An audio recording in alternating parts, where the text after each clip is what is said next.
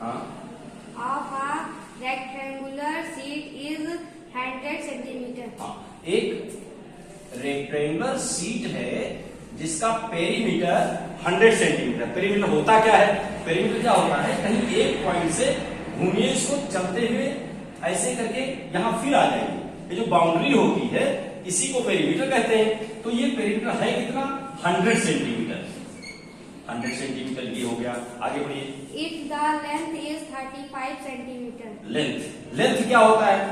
जब rectangular park होता है, रेक्टेंगल होता है, तो जो लंबी दो साइड होती है, एक छोटी होती है एक बड़ी होती है, जो बड़ी वाली है उसको हम लेंथ कहते हैं। तो लेंथ कितनी है? ये गिवन है, ये सवाल में दिया गया है। क्या कितना है? 35 सेंटीमीटर। 35 सेंटीमीटर।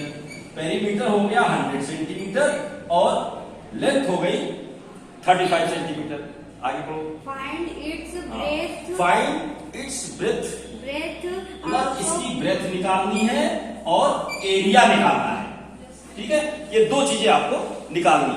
कहीं भी कोई सवाल जब हम हल करते हैं तो पहले जो दिया जाता है, जो गिवन होता है क्वेश्चन में, उसको नोट करते हैं, क्योंकि उसी से हम काम करेंगे। जैसे घर में कोई काम होता है तो जो सामान है आपके पास उसी से तो निर्माण होगा। तो क्वेश्चन में ये गिवन है और ये फाइंड करना है। ठीक है, अब देखिए रेक्टेंगल के बारे में तुम्हें पता भी है कैसे होता है। रेक्टेंगुलर पार्क में क्या है? आमने सामने की साइड जो है, अपोजिट साइड जो होती है सेम होती है। अगर एक 35 है तो दूसरी भी 35 ही होगी। क्लियर? ब्रेथ पता नहीं है, लेकिन अगर ये बी है तो ये भी बी होगी। होगी कि नहीं होगी? अब पेरीमीटर होता क्या है? पेरीमीटर पे आ जाओ। तो पेरीमीटर होता है 2l + b होता है ना। अब l की वैल्यू गिवन है कितनी? 35। तो यहां पर 35 + b,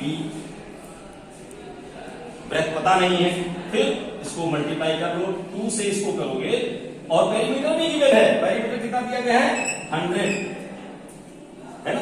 तो अब देखिए इसको इससे मल्टीप्लाई करोगे तो 70 आ जाएगा प्लस 2b आ जाएगा।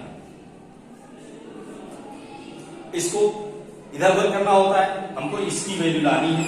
तो 2b इधर रखिए, बाकी इसको इधर ले आइए। तो 100 - 70 इज 2b, ये बन गया आपका। ठीक है, यही लाइन अगर हम लोग लिखते हैं तो ये जो फाइंड करना होता है उसको लेफ्ट साइड लिखते हैं। तो यहां पर 2b = 100 में से 70 माइनस हो जाएगा तो क्या आएगा? 30 आ गया। अब b निकाल दो तो b आ गया 2। यहां 2b 30 है ना, तो 1b कितना होगा? 15 हो जाएगा, हाफ हो जाएगा। 30/2 ये हो गया 15। तो ये ब्रेथ कितनी आ गई? 15 सेंटीमीटर।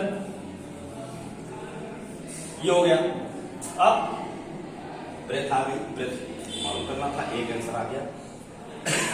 उसके बाद उसने पूछा है एरिया क्या है। एरिया भी तो पूछा है। तो रेक्टेंगल का एरिया क्या होता है?